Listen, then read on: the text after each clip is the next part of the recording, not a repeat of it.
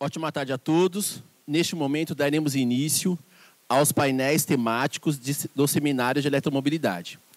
O primeiro painel dessa sala tem como tema mobilidade elétrica levíssimas, bicicletas, patinetes e motocicletas. Convido para compor painel como moderadora a senhora Daniele Hope, gerente de mobilidade ativa do Instituto de Políticas, Transporte e Desenvolvimento ITDP Brasil. Uma salva de palmas para ela, por favor.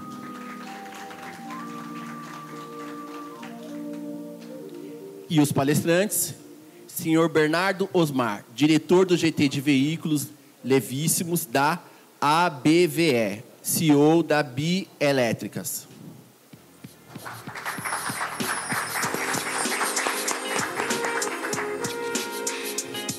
Convido também para compor o palco o senhor José Ricardo, mais conhecido como Cadu, CEO da WUSH.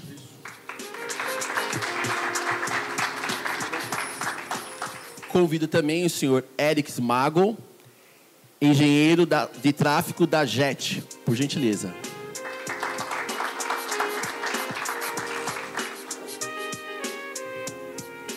Obrigado. Convido o senhor Billy Blaustein, diretor de veículos levíssimo da ABVE, cofundador da Vamo.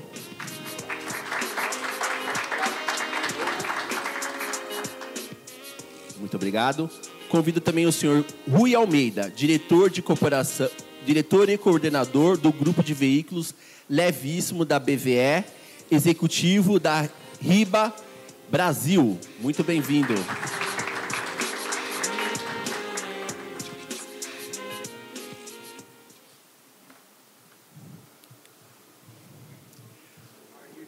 Passo a palavra, então, para a senhora Daniele Hope, para a moderação desse painel. Muito obrigado. Eu que agradeço. Bom, boa tarde, pessoal. Obrigada por estarem aqui logo depois desse almoço.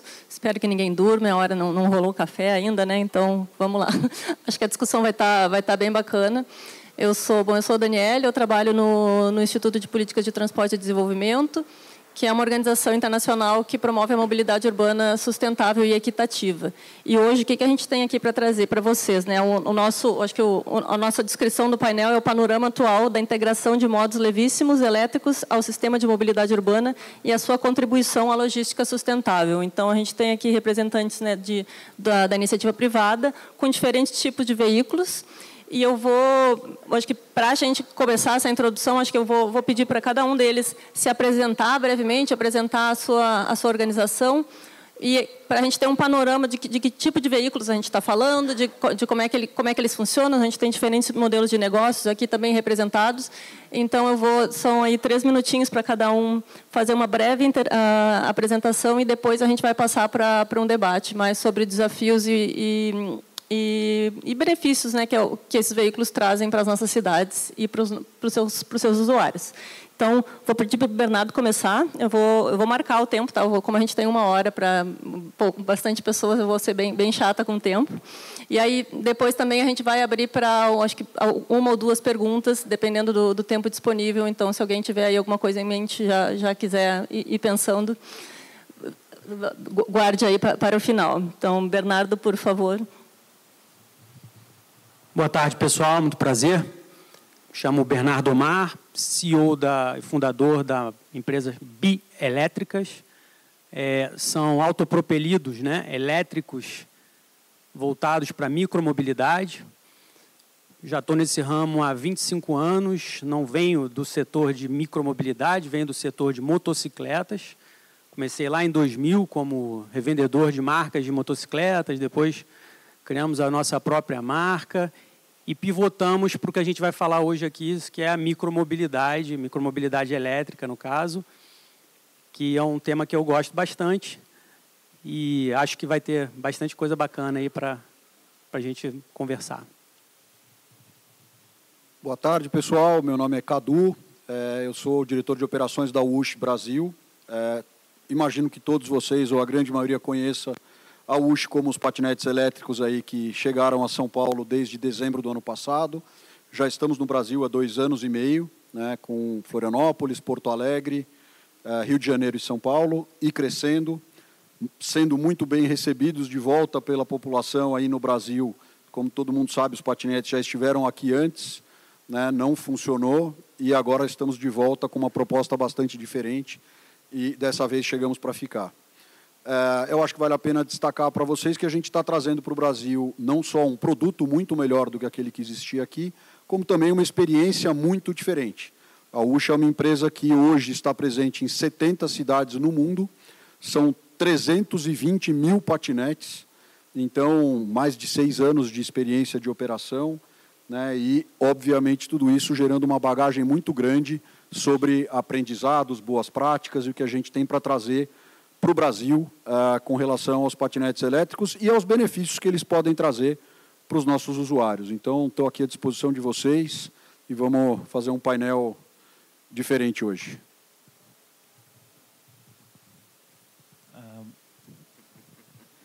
Boa tarde, meu nome é Éricles, eu sou engenheiro de tráfego e eu trabalho com a JET Brasil. A JET também trabalha com patinetes elétricos e também bicicletas elétricas e powerbanks, que são estações para carregamento de celular. No Brasil, nós já estamos em 30 cidades, já estamos presentes em todas as regiões do Brasil. Entramos recentemente na região norte, na cidade de Belém. E desde que a gente iniciou as operações, no final de 2023 até aqui, nós já temos mais de 2.200.000 usuários cadastrados no aplicativo e já foram realizadas mais de 10.700.000 viagens. Então, são números bastante significativos e isso reflete positivamente na questão da redução da carga de CO2 e outros benefícios que podemos estar falando aqui também. E, assim como já foi dito, né, mudou bastante a questão do patinete da época que deu errado há uns anos atrás para agora. E também estamos aqui para contribuir para que cada vez mais torne uma realidade esse tipo de mobilidade aqui no Brasil. Gente, tudo bem? Eu sou Billy, sou da Califórnia, mudei para o Brasil há 4 anos. Estava trabalhando na Tesla com Elon Musk, 6 anos lá, e mudei aqui para transicionar a frota de 30 milhões de motos a combustão no Brasil para 30 milhões de motos elétricas no Brasil. A gente hoje opera a maior frota de motos elétricas na América Latina. Temos 4.500 motos azuis rodando as ruas de São Paulo, espalhados com uma rede de troca de baterias. Desde Guarulhos até Capão Redondo, você consegue fazer uma troca de bateria com nossa rede. Então, é um prazer estar aqui com vocês hoje. Boa tarde a todos. Meu nome é Rui Almeida. Eu sou cofundador da Riba Brasil.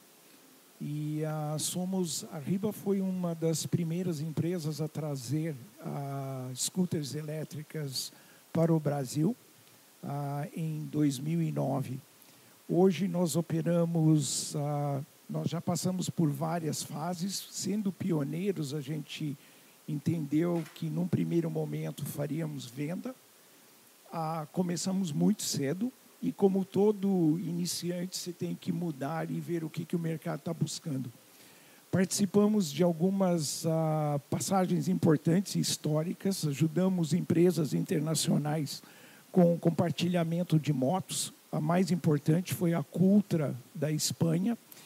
E, com o tempo, a gente trouxe esse processo aqui, criamos a RibaShare, né, a exemplo da Ush e da JET, só que com scooters elétricas. E hoje nós estamos dedicados muito parecido com o trabalho que o Billy executa, que é de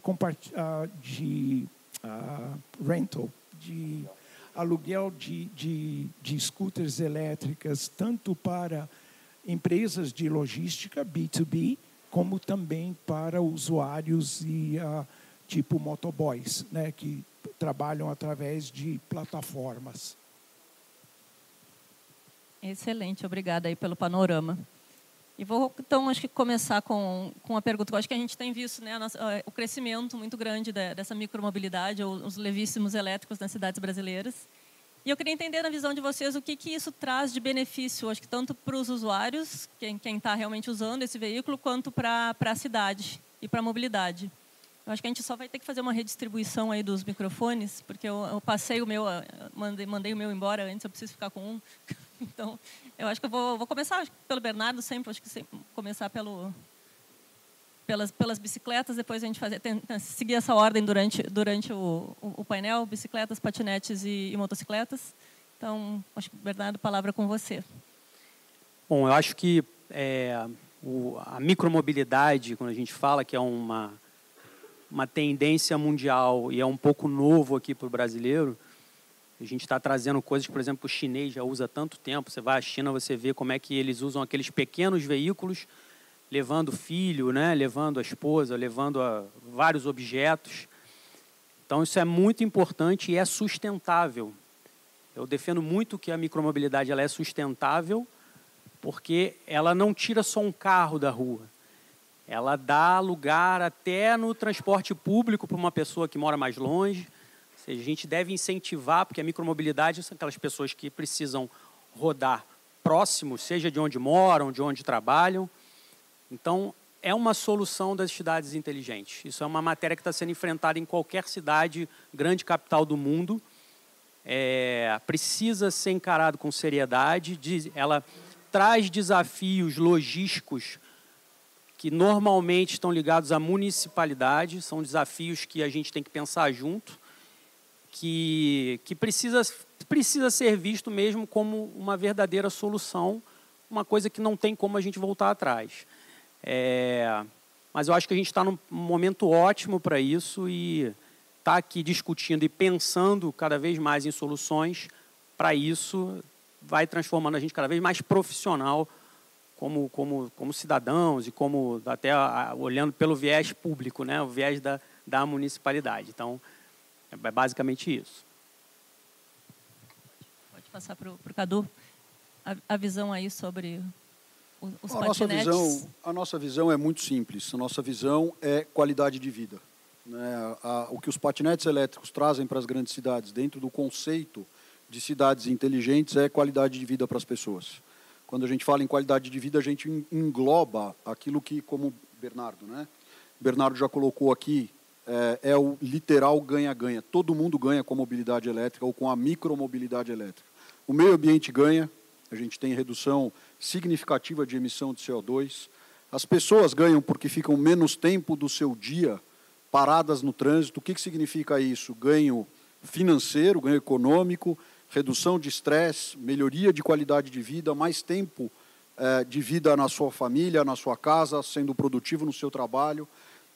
Você diminui a quantidade de trânsito, você melhora as condições de transporte público, você reduz custo de deslocamento, diminui tempo de deslocamento. Então, para qualquer lado que você olhar, está feito o desafio aqui, se alguém encontrar um ponto negativo que a mobilidade elétrica traga para as grandes cidades, dentro do conceito das cidades inteligentes, está convidado a falar aqui, porque eu, pelo menos, já estou há 20 anos trabalhando com isso e até hoje não consegui encontrar nenhum. A gente só tem pontos positivos.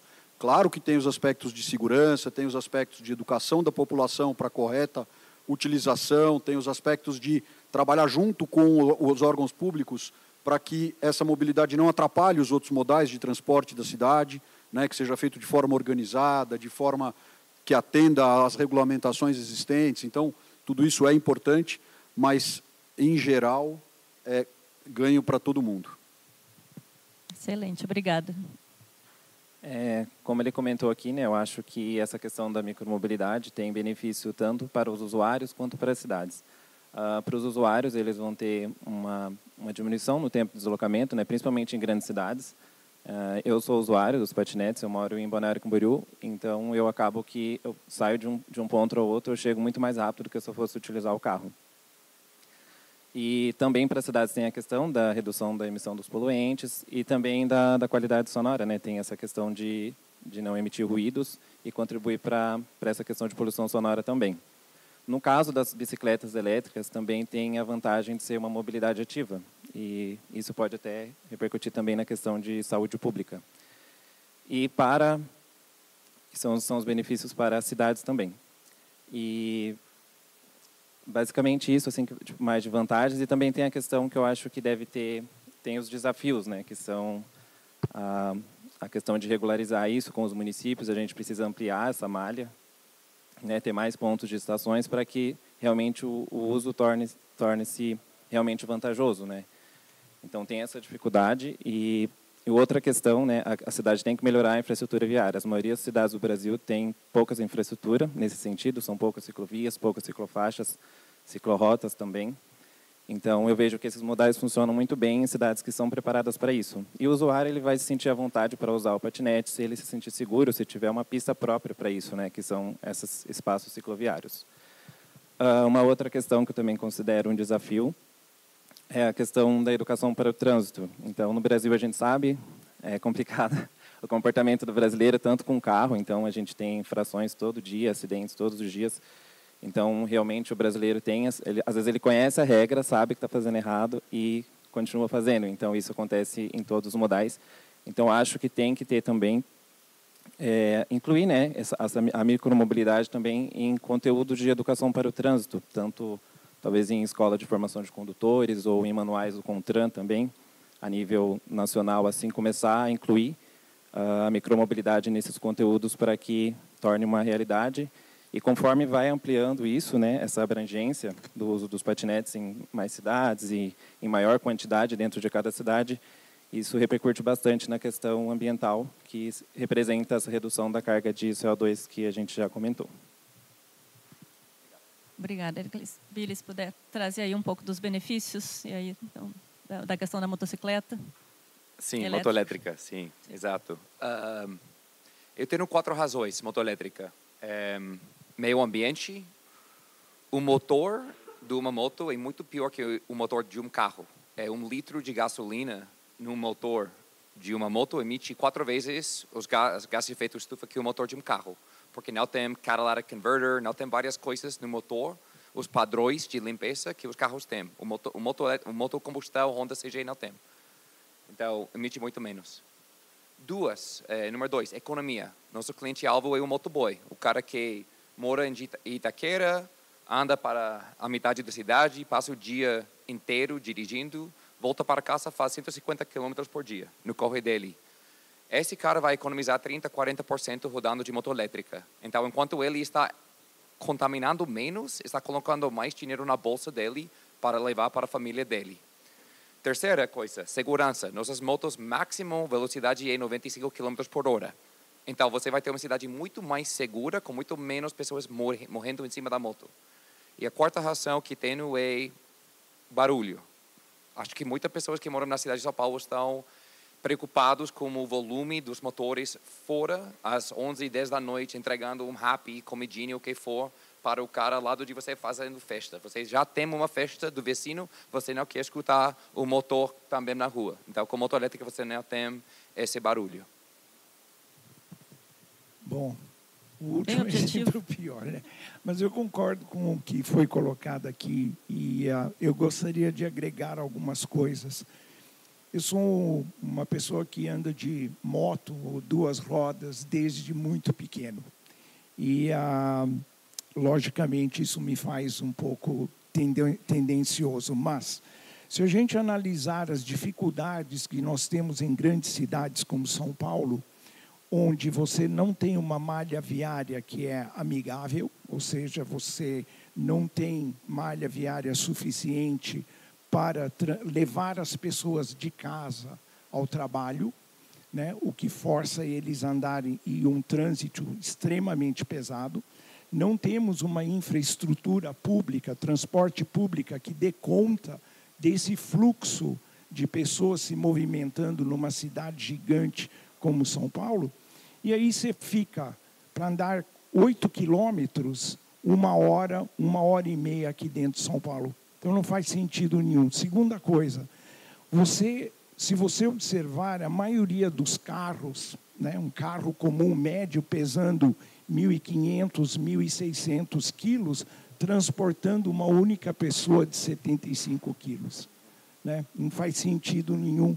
Toda aquela parafernália para transportar uma única pessoa, no melhor dos casos, 2 pessoas. Né? Um veículo levíssimo, de 2 rodas, faz isso com maior facilidade. E quanto maior for o número desses veículos na rua, né, menor o impacto ambiental, mas não só ambiental, saúde, barulho, e inclusive, agregando o que o Billy acabou de colocar, o veículo elétrico de 2 rodas, ou até de 4, ele permite que você consiga controlar parâmetros desse veículo, potência, velocidade. E, ao fazer isso, você elimina um dos maiores fatores de acidentes em cidades, que é a velocidade. Não é nem tanto a velocidade final, mas o contraste de velocidade.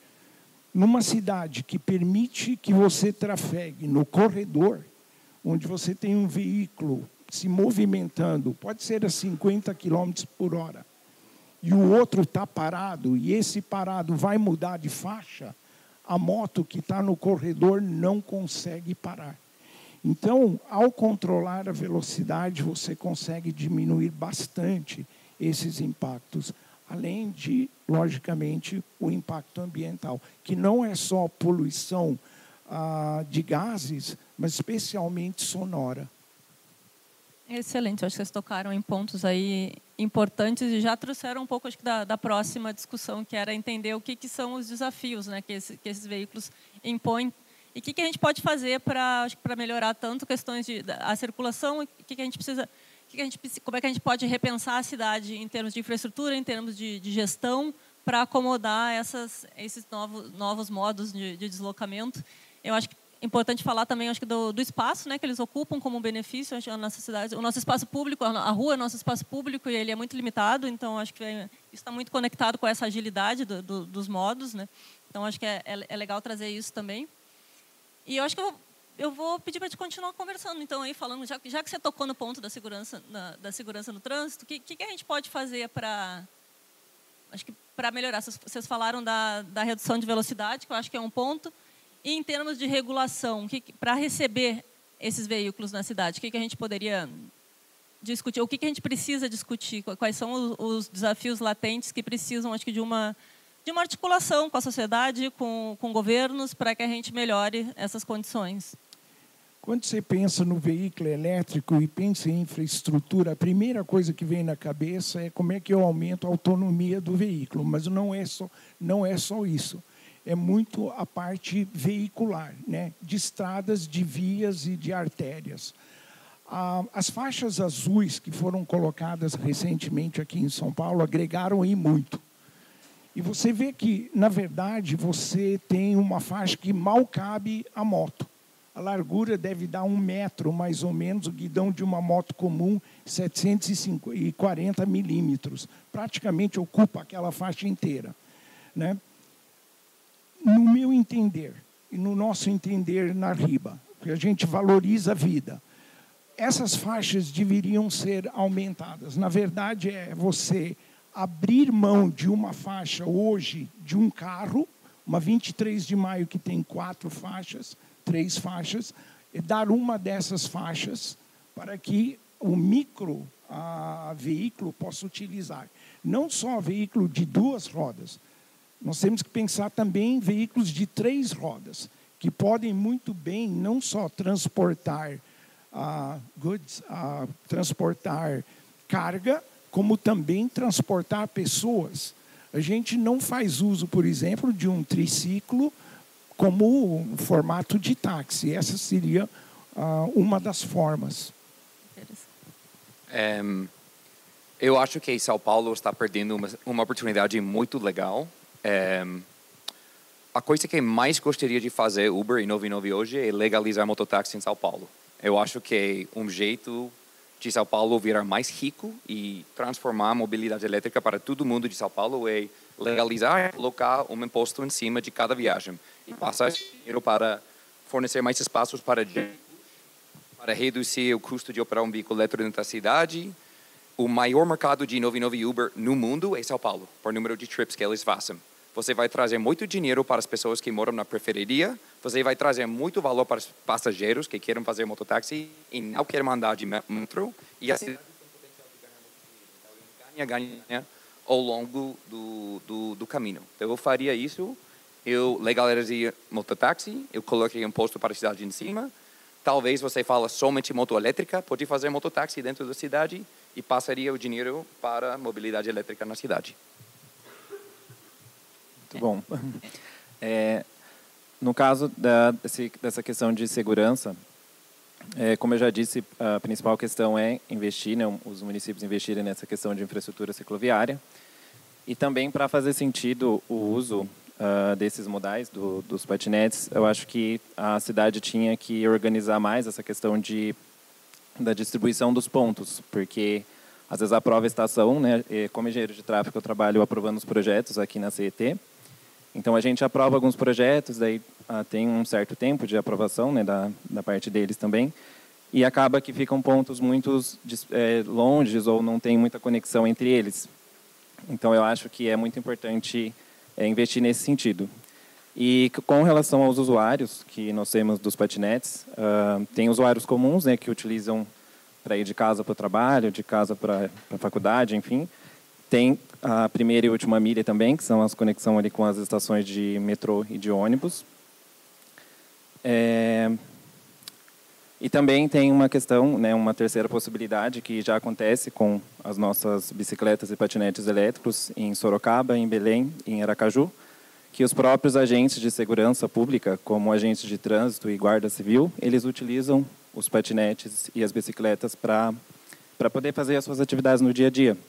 Então, isso também é uma forma de incentivar as pessoas a utilizarem, né, que elas veem os próprios agentes públicos utilizando.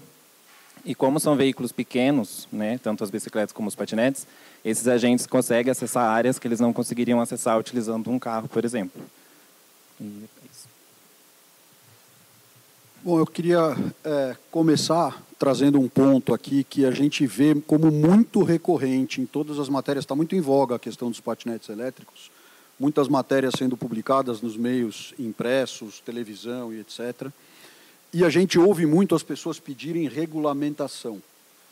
Se vocês prestarem atenção, vocês vão ver bastante as pessoas, de uma maneira geral, isso precisa ser regulamentado, isso precisa ter lei, isso precisa ser fiscalizado. E, assim, a regulamentação que existe, que foi construída em 2019, em âmbito nacional pelo CONTRAN, é excelente. Nós temos as regras. A regulamentação está escrita, está aprovada e está em vigor. Cada cidade tem uma margem para fazer alguns ajustes, mas a regulamentação está lá. Então, o que a gente precisa, e tanto nós da USH como a AGET, que está aqui do meu lado, e estamos juntos em algumas cidades, que a gente tem feito, inclusive, é estar junto aos órgãos públicos, sempre a quatro mãos, né, buscando a melhor forma de atender a população com o patinete elétrico. E o que está faltando, além, obviamente, do nosso pleito conhecido, que é mais ciclovias, esse seria, vamos dizer, o ideal, né? Mas a gente sabe que muitas vezes não é possível, e tem tempo, e tem investimento, isso faz parte. O ponto principal que a gente precisa é densidade. O que quer dizer isso? Para o usuário pegar o patinete no ponto A e deixar o patinete no ponto B, eu tenho que ter um ponto de estacionamento aqui e tenho que ter um ponto de estacionamento lá. Se eu tenho poucos pontos numa determinada região onde a gente opera, por exemplo, semana passada nós iniciamos a operação na subprefeitura da Sé, no centro da cidade. Nós temos na subprefeitura da Sé uma quantidade ainda pequena de pontos aprovados. Ok, faz parte, é o processo de início, de desenvolvimento, né, de começar uma operação. Mas a gente precisa ter velocidade, porque senão o que acontece é que o usuário pega o patinete, ele precisa se deslocar do ponto A até o ponto B, e lá no ponto B não tem um ponto de estacionamento para ele encerrar a corrida dele. Então não vai ser útil para esse usuário. E o que nós precisamos da conscientização, da parceria, da participação dos órgãos públicos junto conosco, é exatamente desse entendimento dessa questão da densidade. Nós precisamos de mais pontos. Não somos nós que estamos pedindo isso, é o usuário que está pedindo isso. Porque para que ele possa usar o patinete e tornar o patinete parte do dia a dia dele, diga-se de passagem, aproveitando a solução, o patinete elétrico não é uma solução de lazer, não é uma solução de entretenimento, nem no Rio de Janeiro, nem em Porto Alegre, nem em Florianópolis, nem em São Paulo. É uma solução de transporte. Para que isso seja viável e seja incorporado pelo usuário no seu dia a dia, eu tenho que ter ponto para ele poder usar. né, para poder prestar um serviço adequado e ele ter uma experiência adequada. Senão, o que ele vai fazer é, ele vai continuar usando o que ele sempre usou, o patinete vai ficar lá e não vai ser útil para ele. Então, esses são os aspectos que eu diria que a gente precisa olhar com carinho aí. Estamos fazendo isso aqui não é uma reclamação, isso é uma consideração do caminho que nós estamos percorrendo para que os patinetes se tornem mais úteis na vida das grandes cidades brasileiras. Ótimo, obrigada, Bernardo. Se você puder fazer alguma consideração também, eu acho que eu queria entender como é que vocês veem a integração desses modais com o transporte público também, como alimentação para a rede de transporte público. Olha, até pegando um gancho do que ele falou aqui, que eu acho muito importante, é a função da ciclovia. Que eu acho que a ciclovia no passado, quando ela foi criada, ela tinha um viés muito de praticamente lazer, ser uma área de lazer, uma área onde vão passar bicicletas ali. E a gente ficou com isso na nossa cabeça, e o cidadão hoje continua com essa imagem de que a ciclovia é um lugar de lazer, que pode fazer tudo. Eu até tenho uma crítica que eu faço, o pessoal diz assim, a nível até de engenharia de tráfego, é dito que a ciclovia ela é uma via segregada, e eu gosto de falar exatamente o contrário, ela é uma via agregada. Ela foi agregada ao trânsito, a gente tem que pensar nela como trânsito, a gente tem que enxergar a ciclovia como uma via de transporte que hoje está abraçando esses novos modais que antigamente não existiam. Então, os patinetes, as bicicletas elétricas, os autopropelidos, a gente tem que pensar na ciclovia como vias que vão ligar pontos, como ele falou, ponto A ao ponto B, de forma estratégica, inteligente, pensando em transporte, que no passado a gente via muito como lazer. Então, e aí até nessa questão de last mile, dessa coisa de integração do transporte público com isso, tudo isso precisa ser pensado. Precisa ser repensado, ter um novo enfoque, pensado nesses novos modais que existem, que estão ali, que precisam daquele tipo de via para gerar a solução que a gente quer para a população, né? E, obviamente, junto disso, claro, vem fiscalização, a gente, óbvio, aqui o que se quer é que, a gente sabe que, ainda que se fale em educação, tem que existir fiscalização, né, e punição para aqueles infratores, senão a gente continua, a bagunça vai continuar, assim como acontece em outros lugares, vai continuar também na ciclovia. Excelente, obrigada. Queria, eu acho que, ver se alguém tem alguma pergunta específica que gostaria de fazer. Deixa eu...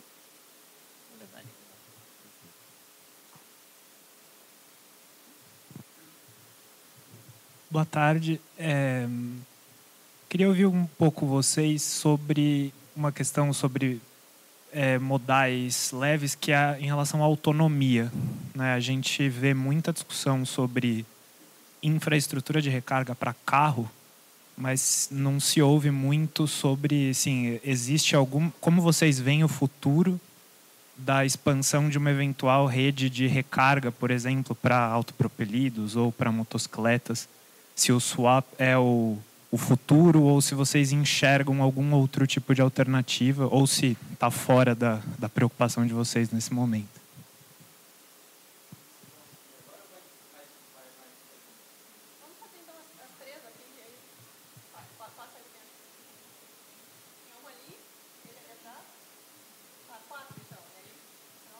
Eu tenho uma dúvida com relação, quando a gente fala de motos elétricas, a gente percebeu nos últimos anos um crescimento muito grande, por exemplo, do emplacamento de carros eletrificados, híbridos plug-ins e elétricos.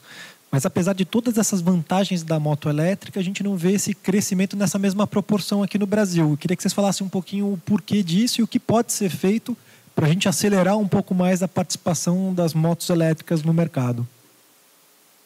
Ok. Boa tarde.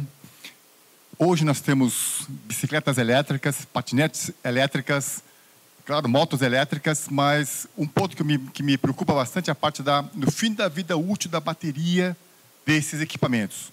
Vocês estão pensando, qual seria o plano de vocês em relação à reciclagem dessas baterias dos veículos elétricos de vocês?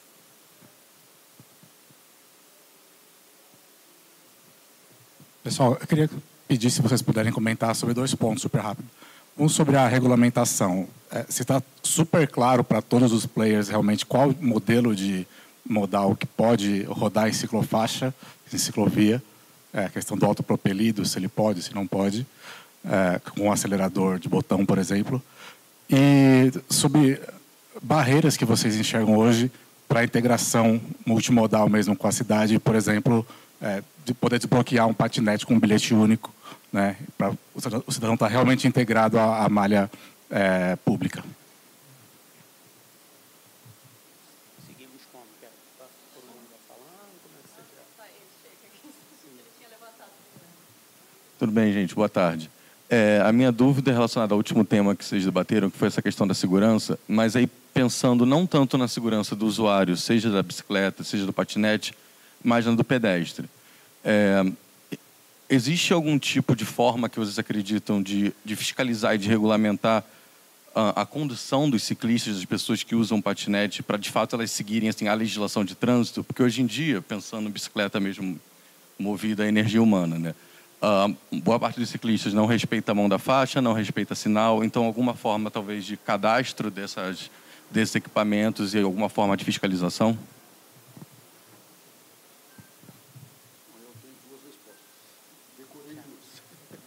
Também foram muitas perguntas.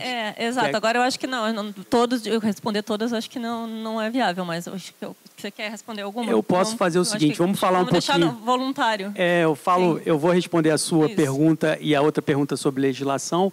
Acho que tem coisas sobre bateria, algumas coisas também que são mais para o pessoal de moto, também pode ser legal.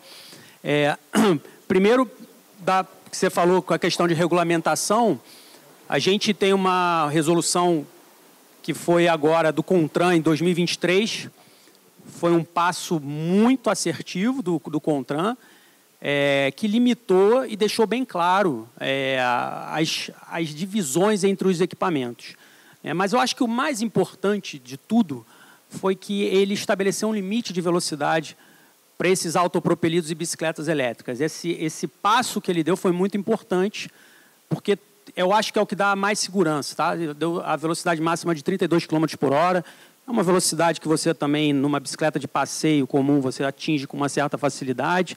Uma velocidade equilibrada. E isso é o que é o principal a nível de segurança. Fora isso, esses equipamentos, a legislação ainda é recente, foi feita em julho de 2023, mas eu acredito que mais um ano e pouco, essa discussão, essa área meio cinzenta que o pessoal não entende, vai estar muito mais claro, porque todos os fabricantes já vão estar muito mais adequados, as próprias prefeituras também já vão estar aplicando a fiscalização de forma mais correta, entendendo as guardas, as CETs. Então, acho que isso é uma coisa que já vai ser uma matéria vencida, porque com essa legislação foi muito, muito importante. Inclusive, ela está sendo utilizada lá em Portugal, a nossa empresa, a gente tem presença lá também. Essa resolução do CONTRAN está sendo utilizada lá em Portugal para aplicar a mesma... Estão buscando uma equivalência para utilizar lá para esses veículos de micromobilidade também.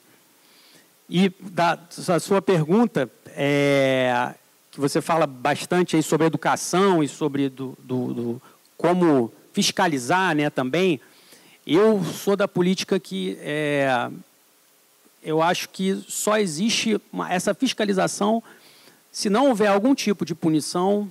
Infelizmente, óbvio que a gente tem que ter orientação, a gente tem que ter campanhas, mas precisa existir algum tipo de punição, ainda que seja pecuniária, de alguma forma. Eu vislumbro muito aquela coisa eu não sei se aqui em São Paulo isso existe, lá no Rio existe.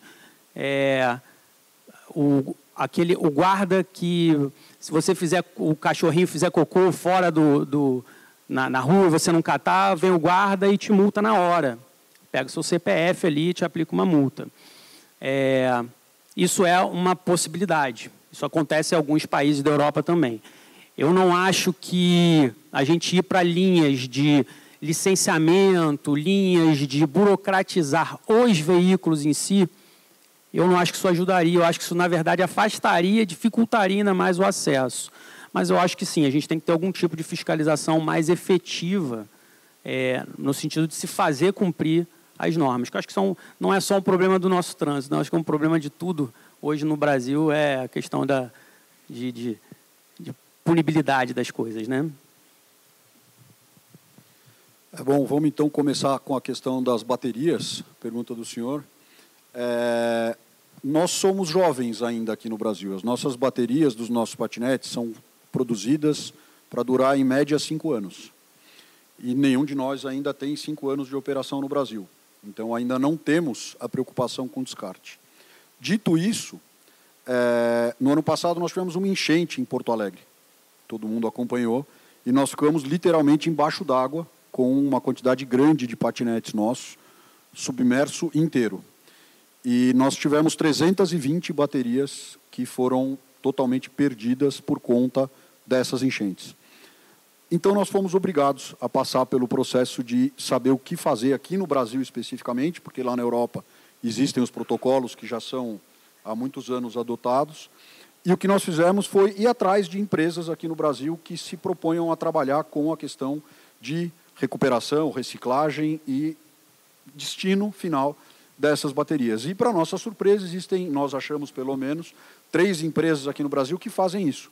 Então, nós vendemos essas baterias a literalmente preço de nada, virou um churrasco para o nosso time operacional, e eles, inclusive, emitem um certificado de destino adequado, né, final dessas baterias. Então, já existem no Brasil empresas responsáveis e com a orientação de trabalhar com o encaminhamento final de baterias com a sua vida exaurida. Então, e é assim que a gente trabalha, né? A gente direciona as nossas baterias, temos lá o certificado, e é assim que a gente fez e vai continuar fazendo.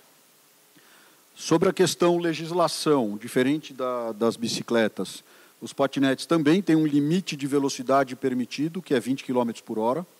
Né? A gente tem, inclusive, como eu falei antes, uma operação muito conjunta com os órgãos públicos, onde nós combinamos em determinados eventos e locais uma redução de velocidade, de comum acordo, para melhorar as questões de segurança. Então, eu posso citar para vocês aqui, Réveillon na Avenida Paulista no ano passado, Réveillon em Copacabana, no Rio de Janeiro, no ano passado, Carnaval, tanto em São Paulo quanto no Rio, show da Lady Gaga no ano passado, no Rio de Janeiro, que todo mundo acompanhou, milhões de pessoas em Copacabana. Em todos esses eventos, nós estamos falando de 0 ocorrências. Né? Então, por quê? Porque existe todo um planejamento feito antecipadamente, junto com os órgãos públicos, que determina, aqui vai passar o bloquinho, tira o ponto de patinete dali, aqui vai ter uma atividade qualquer do Réveillon na Avenida Paulista, reduz a velocidade porque vai ter muita gente. Então, tem muito trabalho de bastidor feito, voltado para questões de segurança, para fazer com que a gente tenha os índices que a gente tem hoje no Brasil de segurança dos patinetes. Compartilhando um dado com vocês, nós temos seguro para todas as nossas corridas, e o nosso índice de utilização de seguros é 0,004%. De todas as nossas corridas, a gente teve 0,004% de acionamento do seguro. Ou seja, é de longe o modal mais seguro de transporte na cidade de São Paulo. Aliás, no Brasil, eu não estou falando só de São Paulo, estou falando de Brasil inteiro.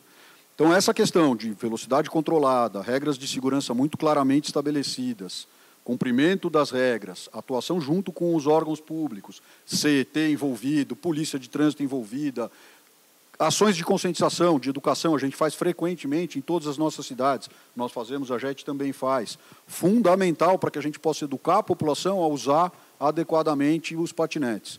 Então, tudo isso se soma às questões de regulamentação para gerar um modal mais seguro. E, por último, a questão de integração com meios de transporte que já existem nas cidades.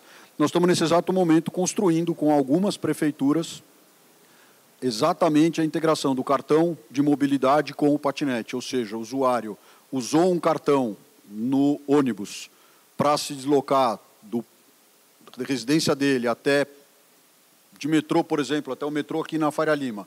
Na hora que ele chegar lá, ele vai poder usar o mesmo cartão para ter um benefício na utilização do patinete. Então, a gente tem hoje conversas com prefeituras, a gente está em conversas com universidades, com campos grandes, por exemplo, a USP, que também tem interesse de criar uma forma de disponibilizar o patinete como a última milha de transporte, mas como transporte para uma população que já usa o transporte público e vai continuar usando através do patinete. Então, acho que consegui aqui recolher as que diziam respeito aos patinetes. Estou à disposição, inclusive, depois, se vocês quiserem esclarecer, fiquem à vontade. Com relação às baterias também, em relação ao usuário, ele consegue ver ali no aplicativo, né, quando ele vai retirar o patinete, qual que é o nível da bateria que aquele patinete tem. E em questão de segurança também, é possível bloquear, né, remotamente o usuário, também através do código de identificação do patinete. E também tem a questão de logística reversa com essa questão das baterias, né, reciclagem. Cool. Acho que agora... Obviamente vou falar do emplacamento das motos, porque acho uma boa pergunta. Brasil é o maior mercado de motos fora da Ásia. Então, você tem Brasil, logo México, logo Colômbia. Em 2023, Brasil emplacou 7.000 motos elétricas, a maioria a marca Volts, se vocês lembram de Volts, 7.000. E vendeu 1.500.000 motos. Então, quase 1% motos elétricas. Esse ano vai vender 2 milhões de motos e vai emplacar 4.000 motos elétricas. Então, enquanto cresce o mercado de motos, está caindo o mercado de moto elétrica. E o contrário está acontecendo com o carro, né? Carro, na verdade, está caindo. O número de carros vendidos no Brasil esse ano vai ser menor que o ano passado, mas a porcentagem elétrica ou híbrido é maior, está crescendo. E você pergunta por quê? O que está acontecendo? Quem está comprando um carro elétrico no Brasil? O cara que tem grana, o cara que não precisa financiar o veículo sempre, o cara que mora nas partes mais ricas das cidades. E inicialmente o governo do Brasil eliminou os impostos de importação. Então muitos carros estavam chegando, blá blá blá blá, as pessoas com dinheiro estavam comprando. O que acontece com moto? Quem compra moto cara? Poucas pessoas. Eu vou comprar um Triumph, eu não vou comprar uma moto elétrica. E se eu sou rico, eu não vou andar de moto do dia, eu vou andar uma moto chique no fim de semana. E o cara que compra uma moto a combustão está no correio, o cara tem que trabalhar, não vai receber financiamento para a moto. E a moto elétrica custa dobro uma moto a combustão. Então, qual banco vai falar, cara, você que é uma moto elétrica, legal, aqui financiamento para você. Não acontece. Então, você tem que virar o modelo e por isso a gente faz aluguel. Logo, o cara que roda, que dirige de Itaquera para o meio, não tem autonomia. Você fez pergunta de autonomia da bateria. O cara roda 150 por dia. A bateria dentro da moto tem 50 quilômetros. Coloca 2, ele tem 100 quilômetros. Putz, você chegou, fez 2 entregas. Agora o quê? Você fica na mão. Você tem que fazer dinheiro para a sua família. Então, não pode adotar veículo elétrico. Não temos dinheiro para fazer, não temos financiamento e não temos autonomia. Então, essas são as grandes barreiras que existem para a moto elétrica. E poucas pessoas estão explorando como podemos transicionar. Essa virada-chave, quando funcionar, aluguel ou financiamento que o banco tem que oferecer e infraestrutura, você vai ter muitas pessoas falando, putz, moto elétrica é legal, eu economizo e é melhor para a cidade. Mas são muitas partes do puzzle, não sei a palavra puzzle em português. Quebra-cabeça. Quebra-cabeça, que você tem que colocar no jogo para fazer acontecer. Enquanto o carro é um pouco mais simples em comparação. Eu vou acrescentar aqui algumas coisas que o Billy falou que estão totalmente certas, né? Eu recentemente fiz um estudo até para a Europa e o ano passado foram emplacadas 8.000 motos elétricas. 50% dessas 8.000 foi a Riba e a Vamo que emplacaram essas motos. Já o autopropelido e similares, o ano passado, foram vendidas mais de 200.000 unidades. E a razão disso é preço. Então, não só o Brasil, mas toda a América Latina, ela é muito sensível a preço. O que isso significa? Significa que se eu tenho que fazer uma escolha entre comprar uma scooter elétrica, uma moto elétrica, por R$32 mil, ou algo parecido, né? E eu estou limitado à autonomia da minha bateria, que é 100 quilômetros, 110 quilômetros, com uma carga, né? Logicamente, do lado eu tenho uma KTM, uma Triumph, uma BMW 300 cilindradas, praticamente um preço muito próximo, a minha opção vai ser pelo outro veículo. Porque eu não estou... O usuário do dia a dia, ele não está interessado, e eu estou falando aqui muito honestamente, né? Se eu vou poluir, não vou poluir. Por quê? Porque a moto é o meu ganha-pão. Diferente do carro, onde eu utilizo ele para N coisas e eu tenho a capacidade de financiar ou comprar um veículo, a pessoa que compra uma moto não está comprando a moto porque ele acha que aquele é o melhor transporte. Não é. É o que ele consegue efetivamente adquirir. Ele não tem dinheiro para ir além. E é o único jeito que nós entendemos que era possível aumentar o fluxo e o rate, a velocidade de entrada de um veículo elétrico desse naipe, desse custo, é nós financiarmos o veículo, comprarmos o veículo e alugar esse veículo. Porque nós entendemos que para esse pessoal que usa o veículo como ferramenta de trabalho, não é de lazer. Ele não compra a moto para passear de final de semana. Aquele é o ganha-pão dele, né? E hoje nós temos mais de 2 milhões Mas de sim, pessoas. gosta de colocar a namorada na garupa e andar o sábado também. No final de semana ainda tem que fazer isso, né? Vamos passear, né? De patinete, não. Eu tenho visto pessoas fazendo. Então, nesse caso, né, a única solução que ele tem efetivamente é de alugar um veículo desses. E aí, sim, uma vez que ele tem a oportunidade de experimentar o veículo, aí sim ele diz assim, nossa, isso aqui é muito melhor do que andar numa moto a combustão. E aí ele consegue entender, eu não sei quantos de vocês já andaram de veículo elétrico aqui. Todo mundo? Moto elétrica? Quando você anda numa moto elétrica, numa scooter elétrica, você começa a perceber o que é viver no trânsito. Você começa a sentir calor, que antes você não sentia, de repente você diz, bom, não tem mais o calor do motor entre as minhas pernas. Eu consigo escutar o que tem em torno de mim. Presto mais atenção no carro, eu percebo o carro chegar, percebo um outro motoqueiro que vem numa moto a combustão chegar.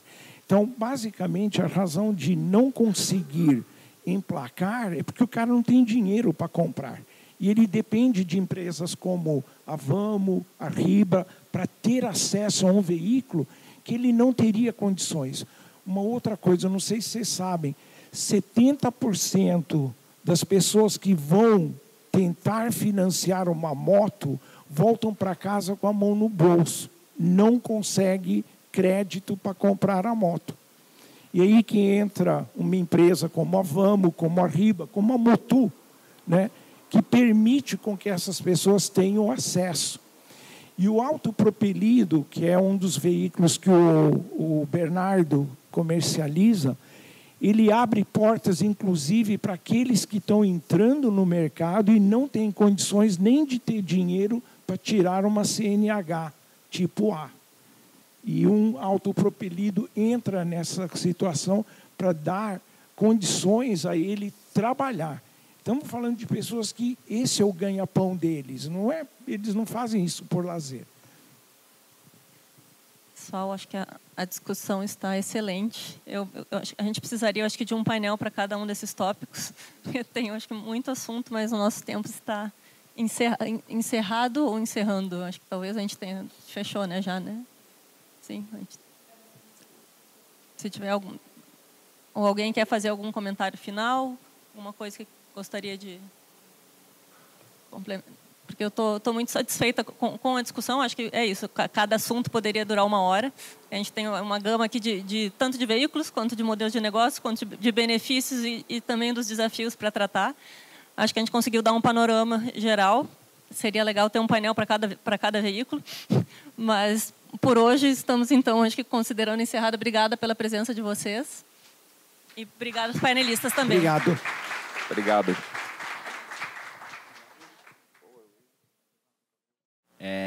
Agradeço a presença de todos vocês. Desejo boa tarde para quem não estava conosco no painel anterior.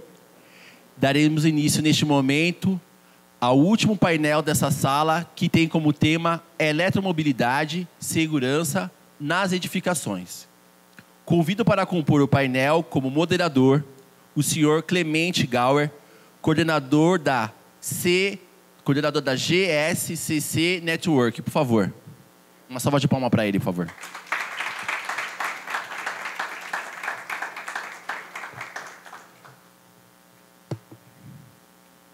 E aos palestrantes, senhor Carlos Alberto Moraes Borges, vice-presidente do Secov, por gentileza. Muito bem-vindo.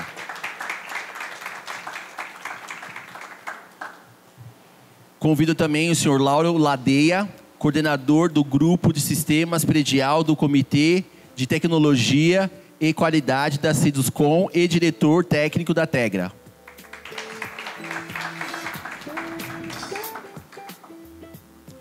Convido também o senhor capitão da PM do Corpo de Bombeiros Militar, capitão Adachi, por gentileza.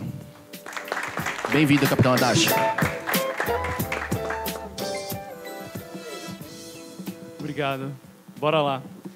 Bom, esse assunto, quando se trata de segurança de edificação, é sempre bastante interessante. Eu costumo dizer que é um assunto quente, né? E eu acho que hoje não teria dia mais emblemático para a gente tratar da questão da eletromobilidade e da sua segurança.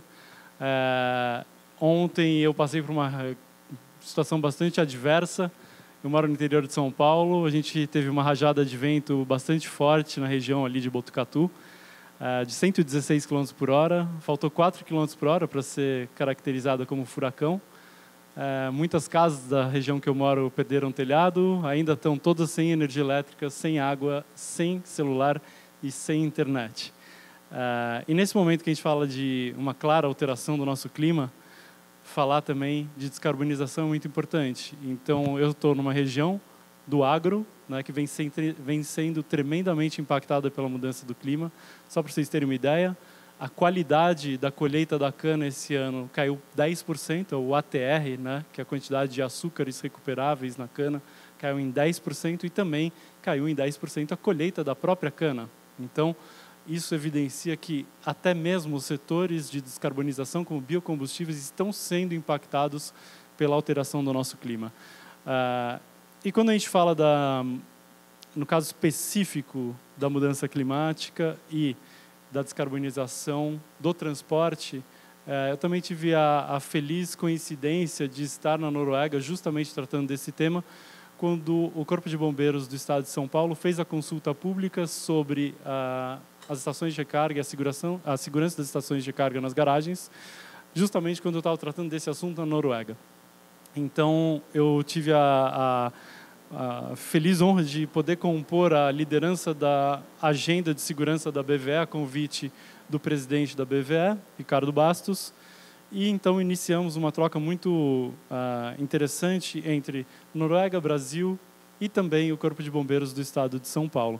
Então é com grande honra que eu compartilho hoje aqui esse painel com parceiros da BVE, como Seduscom, Secovi e também o Corpo de Bombeiros, que juntos a gente pôde não só aprender muito sobre a segurança dos veículos elétricos, o processo de recarga, as construções, mas também colocar esse exercício em forma prática e até edificada de todo um laboratório de ensaios onde estão sendo realizados os testes que eventualmente vão compor a diretriz e, aliás, a norma técnica do Estado de São Paulo no que tange a recarga. Então, eu vou começar aqui para o Lauro, no Seduscom. Lauro, o Seduscom é uma entidade de grande protagonismo tecnológico no ramo da construção, né? Como está o momento pelo qual passa a indústria da construção civil no estado de São Paulo? Empreendimentos de alto padrão, como a gente vem observando na Avenida Rebouças, estão se mostrando muito interessantes, cada vez mais belos e mais altos. E também a gente vem notando um grande apetite do mercado por empreendimentos compactos e altamente tecnológicos. Essas são tendências do nosso setor? Conte um pouco como está a situação. Obrigado aí, Clemente, por ser o primeiro para responder aqui para esse público. Obrigado pelo convite de estar aqui falando de construção civil, que é o meu tema do dia a dia. Eu imagino você ontem lá, a gente aqui com algumas obras em São Paulo e com os eventos que a gente teve ontem. Realmente é um desafio que a gente está vivendo agora e o que a gente vai viver no futuro. Para contar um pouquinho aqui, assim, a entidade Sinduscon é a entidade ali que une todo mundo da construção civil do Estado, só para trazer para vocês em números e situar um pouquinho a nossa fala aqui. A gente tem aqui 300 associados no Estado, mas a gente representa 50 mil empresas. Se eu for falar em gente trabalhando, eu estou falando de 830 mil empregos no Estado de São Paulo. Aí eu estou falando do Sinduscon São Paulo. Se eu falo da construção civil nacionalmente, eu afasto um pouquinho para dar uma olhada, eu estou falando o seguinte, 10% dos empregos que a gente tem no país estão na construção civil. 7,5 milhões aí, segundo a PNAD, aí no último ano. Se eu vou falar em tributos gerados, eu estou falando em alguma coisa ali em torno de 9% dos tributos gerados hoje são provenientes ali da turma da construção civil. E se for falar em PIB, 7% do PIB nacional. Eu estou falando que a construção civil, aí, para quem acompanha a gente um pouco mais de perto, cresceu 4,3% ali em 2024, cresceu um pouco mais do que o PIB nacional, e estou falando de uma ordem de grandeza de 360 bi em 2024, para dar uma representação. Por que eu vou lá fora e volto? Quando eu trago para o Sinduscon São Paulo, a gente está falando da ordem de 26% desse PIB nacional da construção civil. Só para tangenciar isso para a gente aqui no dia a dia, quando a gente fala ali na Faria Lima, ali no Itaim, de um empreendimento que a gente está construindo com 50 metros quadrados, eu estou falando de 2 empregos gerados ali. Esta é a média que a gente tem na construção, e para dar um pouco do contexto de como é a nossa participação aqui e como isso é importante para a gente nacionalmente, como a gente tem uma representatividade muito forte nisso. Vindo para a sua pergunta agora, o mercado nosso é muito dinâmico. A gente tem desde áreas ali, como você bem citou, com a franca expansão do alto padrão, como também tem hoje no país um investimento muito grande, também no popular, no Minha Casa Minha Vida. Hoje esse é o mercado da engenharia e da construção civil realmente muito forte. Isso é muito pujante e muito cíclico, Clemente. Em alguns momentos está mais favorecido, outros momentos está menos favorecido, mas a ordem de grandeza é essa. Só para vocês terem ideia, foram 660 mil unidades vendidas, lançadas no ano passado. Então, assim, a gente está falando realmente de um volume muito grande, que é o que rege aqui a nossa indústria. Obrigado aí pela pergunta. Muito obrigado, Lauro. Eu acho que isso é muito interessante, porque assim é a mesma coisa que a gente observa no setor da eletromobilidade, né? A gente tem desde mercados de luxo, e agora um mercado crescente também de motoristas individuais dirigindo veículos de aplicativo, e são residentes também de Minha Casa Minha Vida. Então, como que a gente faz com que todos tenham o direito, né, de poder utilizar esses veículos tecnológicos em suas garagens? Então, é um desafio muito grande. Eu acho que aqui o setor que reunido pelo Sinduscon tem uma expertise muito grande em prover essas tecnologias todas. E eu acho que a gente emenda também já na questão para o Carlos do Secov, na posição de vice-presidente no Secov. Carlos, como que você enxerga o mercado de imóveis no Brasil? Recentemente, a gente teve uma transformação muito grande da capilaridade dos transportes municipais, permitindo, então, construção em lugares que a gente não imaginava que seriam possíveis, né? E também através de novas estações de metrô, corretores de ônibus e até micromobilidade. Quando a gente fala do transporte público de qualidade, né, com potencial de reduzir não só a poluição do ar, mas também a poluição sonora, como estes pontos refletem na valorização do real estate e da economia do Estado de São Paulo? Boa tarde a todos, em primeiro lugar. Queria agradecer o convite, a oportunidade de estar aqui falando de um tema tão importante. O Secov é o maior sindicato patronal da América Latina. Ele congrega toda a cadeia da construção, as incorporadoras, imobiliárias, administradoras, né, o Sinduscon, as construtoras, e tem um papel extremamente importante aí no mercado como um todo, né? São mais de 100 mil empresas representadas. Antes de falar em eletromobilidade, uma pergunta que é recorrente em relação aos eventos que a gente participa: quais são os critérios para o mercado imobiliário atuar numa cidade como São Paulo? A gente tem 2 critérios básicos. A gente constrói onde a lei permite e aonde há demanda.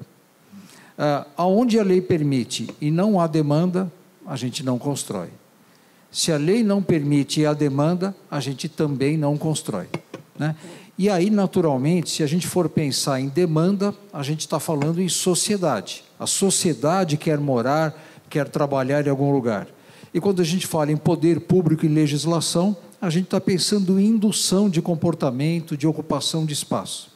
E nesse contexto, a mobilidade é um aspecto muito importante para o setor imobiliário. Hoje, para a gente obter uma certificação ambiental, e o Brasil é o 5º país do mundo a ter mais certificações ambientais, além das características do empreendimento em si, o local onde ele é feito é extremamente importante dar pontos. Por quê? Porque se a gente elabora e concebe um empreendimento numa região que tem os serviços no seu entorno, a cidade de 15 minutos, né, o famoso jargão, onde você consegue fazer tudo a pé, você consegue efetivamente gerar uma mobilidade melhor na cidade, né? Então, esse é um aspecto importante.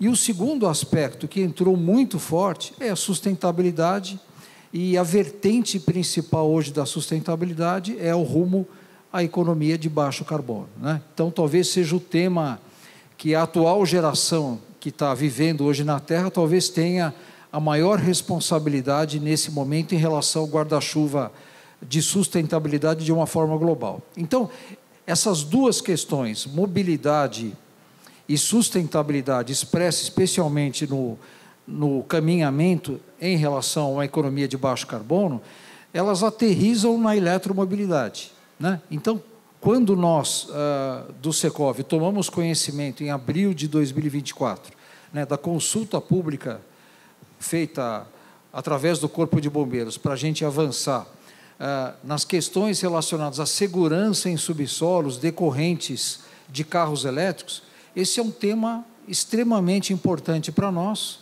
porque além da mobilidade e além da sustentabilidade, tem a questão da segurança, que é uma coisa primordial que a gente oferece para os nossos clientes, né? Então, a partir desse contexto, está o passador aqui, desculpe. A partir desse contexto, que ocorreu em abril de 2024, né, o Corpo de Bombeiros emitiu uma portaria, o setor imobiliário, congregando várias entidades, o Secov, o Sinduscom, a Abrainc, contribuíram, nós fizemos diversos estudos em relação a isso, foram feitos diversos debates técnicos, né? Nós temos conversado muito com a BVE também, aprendido muito com eles pela especialidade que eles têm no tema, né? Nós fizemos uma orientação aos condomínios, né? O Secov também trabalha com as imobiliárias, né? Então, a gente tem recomendado aos condomínios que executem sistemas de recarga, eventualmente, se assim o quiserem, cumprindo normas técnicas, verificando cargas, seguindo as orientações que existem, enquanto essa elaboração, essa regulação está em andamento, né? Também, através de uma união aí de esforço setor, né, o Lauro vai comentar esses detalhes, foram feitos vários ensaios, várias simulações de incêndios em carros a combustão e carros elétricos que estão consubstanciando informações técnicas que nos permitem avançar. E também a gente teve recentemente mesmo, né, no mês passado, a diretriz nacional da Ligabom, né, que é uma diretriz que está orientando aos corpos de bombeiros em todos os estados do Brasil, né? Então, de uma forma simples, em que estágio estamos agora, né? Nos edifícios novos, tem essa questão dos carregadores seguindo as normas técnicas e uma pacificação, um entendimento em relação à implantação de sistemas de detecção de fumaça, exaustão mecânica e sprinklers, né? Nós não temos a cultura construtiva no Brasil de sprinkler em prédios residenciais, apenas em prédios comerciais, e houve um entendimento do setor de que a partir de agora faz sentido. Então, nós defendemos e já estamos orientando as nossas empresas para conceberem e projetarem empreendimentos atendendo essa nova legislação, para edifícios novos. A questão é para edifícios existentes, né? Naturalmente, essa orientação de instalação de carregadores seguindo normas já está sendo feita, detecção de fumaça, idem, E a questão dos sprinklers, hoje, como está na diretriz, ela seria obrigatório caso exista a instalação de carregadores, e aí a gente está discutindo nesse momento, né, o melhor caminho, né? Então, essa regulamentação ela está em fase final, a gente tem que equilibrar a segurança, que naturalmente é algo, né, inegociável, mas também a questão de viabilidade e de custos, né? Nesse processo de aprendizado que o setor está tendo, né, e a gente agradece muito aí ao Alexandre, o pessoal da BVE, por todos os ensinamentos, né, eu estou muito mais tranquilo do que já estive em relação a carros elétricos, porque a gente percebe realmente o nível de segurança na tecnologia, nos carregamentos, né, e aprendemos que o risco de incêndio de carros elétricos é 60 vezes menor do que em carros a combustão, né? Então, eu acho que a questão mais importante nesse momento, que a gente está ponderando, é a decisão da sociedade se vale realmente a pena a gente instalar sprinklers em edifícios existentes, porque existem dificuldades técnicas, econômicas, jurídicas, regulatórias, né, que talvez façam a gente ponderar se é melhor recomendar do que obrigar neste momento, tá? Então, era isso, agradeço por enquanto. Muito obrigado. Obrigado, Carlos.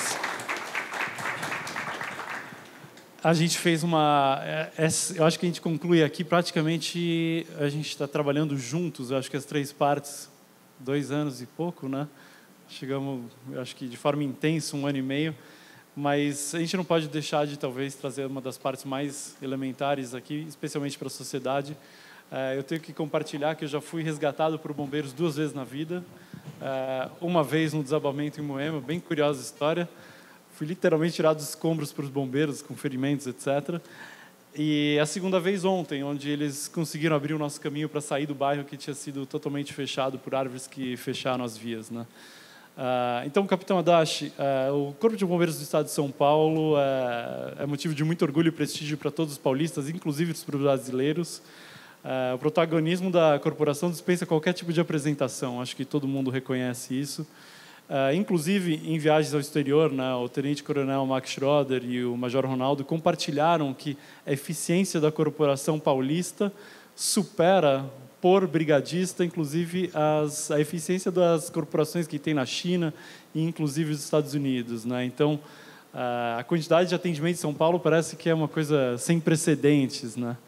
E, capitão, num estado e numa cidade como São Paulo, com episódios marcantes no passado, né, como a gente tem Andraus, Joelma, e hoje é uma metrópole tida como uma referência em segurança, né? E como que os bombeiros estão dando esse suporte à inovação nos setores da construção e do transporte, incluindo a tecnologia? Boa tarde a todos. Capitão Adachi, trabalho na divisão de atividades técnicas. Eu trabalho há 8 anos na análise de projetos de segurança contra incêndio. Então, eu sou um dos maiores interessados no que virá a ser os parâmetros para as edificações com recarga de veículos elétricos.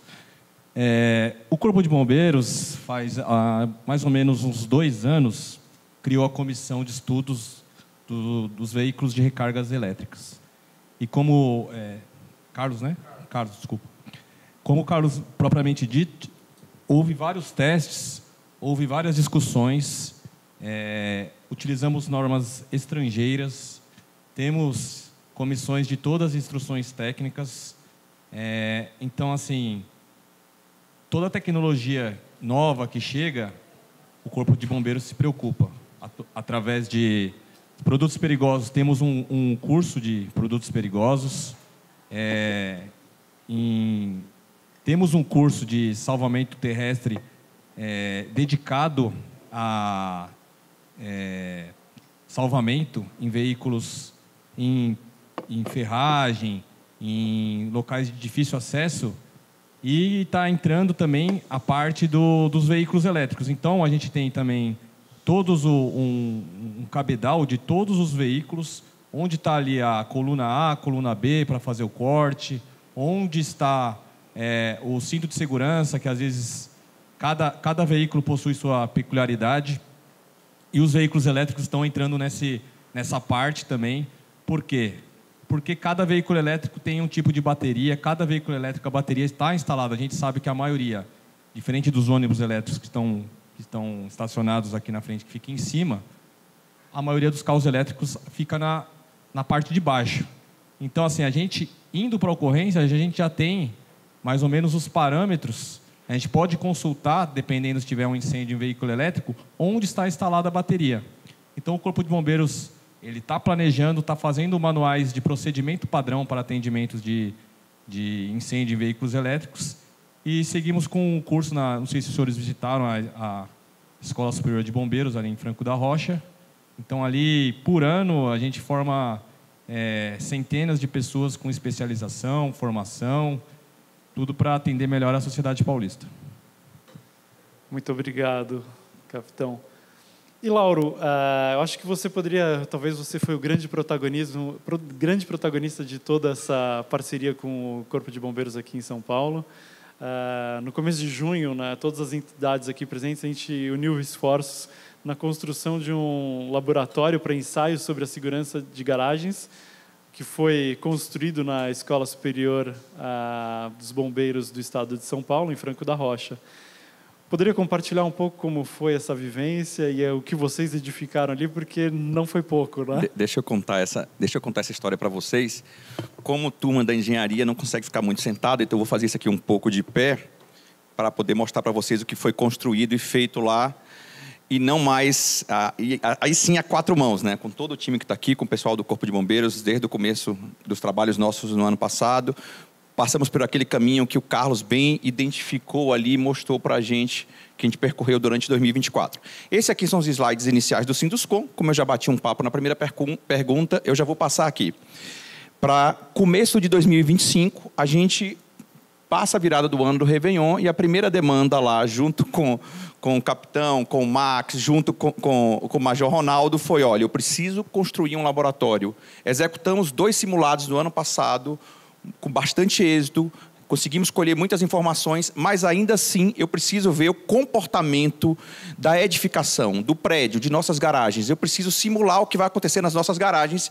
E aí a gente recebeu esse projetinho, para quem conhece engenharia, receber uma foto e construir a partir daqui é um desafio gigantesco.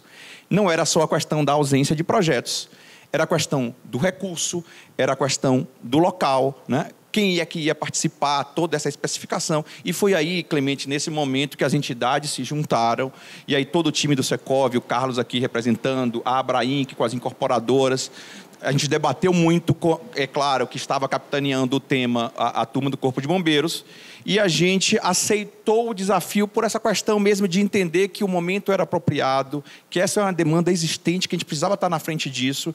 A gente tem um histórico aqui no Estado de estar sempre próximo dessas discussões, e a gente definiu lá rapidamente, no começo de janeiro, a questão do local, que foi na nossa escola lá de Franco da Rocha.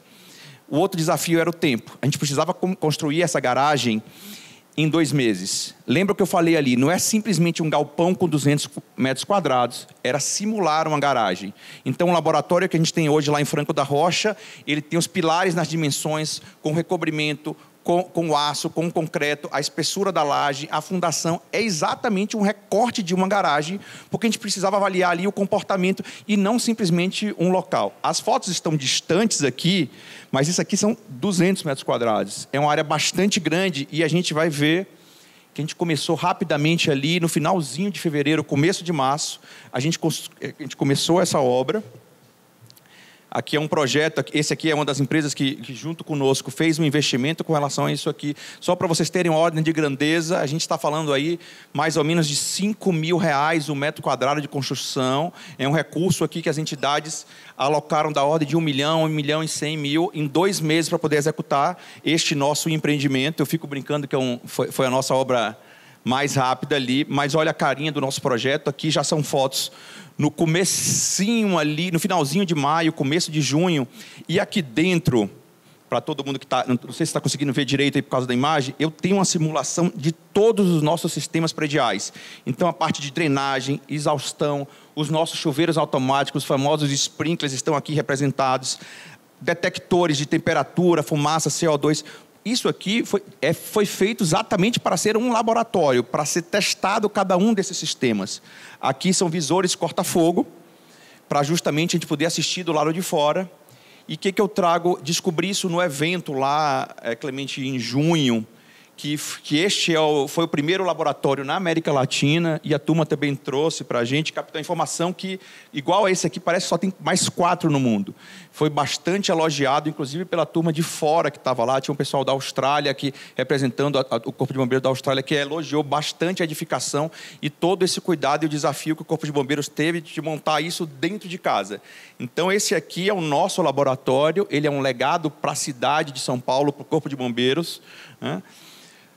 Estou passando aqui rápido para otimizar o tempo. Já são momentos antes ali do evento. A gente já tem ali a parte dos nossos...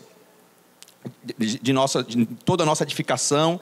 É lógico que esse sistema aqui, só para vocês terem uma ideia, como a gente precisava simular em nossos sistemas de sprinkler diversos tipos de pressão, além de tudo, a gente tinha que capacitar esse laboratório com bombas. Então, isso aqui estava do lado, porque a gente pode ali mudar a pressão na rede para testar vários tipos de comportamento de nossas instalações. O nosso carregador já está ali representado. E eu aproveitei a oportunidade, sabia que ia estar aqui com você, e sei que essas fotos aqui, muito pouca gente tem, ou muita pouca gente conseguiu tirar lá. Este aqui foi o dia do evento, e eu gosto de representar, porque aqui tem um corpo de bombeiros de quase todos os estados da federação representados. Então, a gente pode ver um time aqui bastante robusto, que pôde acompanhar ali no começo de junho esse nosso evento. Então, aqui são fotos do evento. Aqui já é dentro da nossa garagem, né? Dentro do nosso laboratório. Essas distâncias, como eu disse a vocês, é exatamente como é a garagem do prédio de vocês, a altura, o pé direito, a viga, tudo aqui está bem representado. E aqui é o começo do ensaio propriamente dito. Então, aqui a gente já vê o sistema de exaustão tirando fumaça lá de dentro. Do lado do nosso laboratório tem uma sala onde a gente pode observar o que está acontecendo. Então, uma parte das pessoas ficaram nessa sala aqui acompanhando. Aqui a gente tem foto dos veículos. É lógico que a gente tem... Um dos objetivos também do Corpo de Bombeiros era simular o tempo ou o que aconteceria de um carro para o outro. Então, tudo isso aqui era calculado com relação a isso. Aqui, para mim, talvez a parte mais importante, onde eu mais aprendi, a gente que é da engenharia ali, gosta dessa parte de instrumentação. Então, o time aqui do Corpo de Bombeiros de Brasília, que já faz isso, pelo que eu entendi, em vários eventos pelo país inteiro, instrumentou toda a nossa edificação para que a gente pudesse fazer uma leitura exata do que estava acontecendo.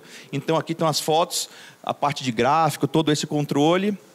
Aqui são imagens finais, imagens que eu gosto bastante ali da turma do Corpo de Bombeiros em prontidão para realizar o combate ao incêndio. Aqui uma foto rápida de um veículo elétrico que foi simulado. Não foi o primeiro, como o Carlos bem citou. A gente teve eventos no ano passado, teve evento em agosto, teve evento em novembro. Mais uma vez foi simulado aqui eventos em bateria.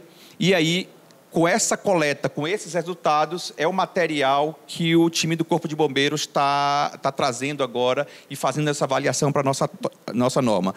O que eu gostaria de só finalizar a minha fala aqui, Clemente, é dizer que hoje a gente tem realmente um elemento muito competente, um laboratório dentro de São Paulo, dentro da Escola de Corpo de Bombeiros, para que a gente possa estudar, ensaiar diversos tipos de soluções e sistemas que sejam mais adequados para a sociedade, para que a gente possa direcionar os recursos para o que de fato a gente precisa fazer, como é que a gente pode educar. E aí, talvez, o que eu possa dizer aqui para o capitão é que surgiu para mim também um grande aprendizado desse período, trabalhar com segurança, entender como essa corporação é importante e como a gente precisa fazer disso para frente também na construção civil. Era esse aí, talvez, o meu recado de hoje. Eu acho que foi tanto sucesso o laboratório que o Corpo de Bombeiros do DF também pediu um laboratório parecido para eles, né? Acho difícil, né? Porque se nem na Austrália tem um, como vai ser difícil ter 2 no Brasil, frente ao custo, né? Mas eu acho que aqui a gente... foi interessante, porque esse veículo elétrico da foto, né, no último, né?